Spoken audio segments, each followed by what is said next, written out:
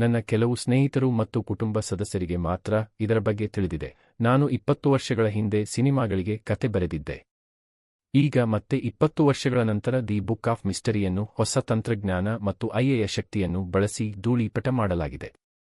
ನನ್ನ ಕಥೆಗಳನ್ನು ಜಗತ್ತಿಗೆ ಪ್ರಸ್ತುತಪಡಿಸಲು ನಾನು ಮತ್ತೆ ಜೀವಂತಗೊಳಿಸುತ್ತೇನೆ.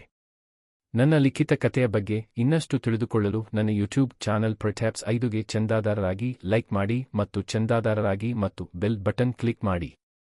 ನನ್ನ ಮುಂದಿನ ವೀಡಿಯೊಗಳಿಗಾಗಿ ಟ್ಯೂನ್ ಆಗಿರಿ.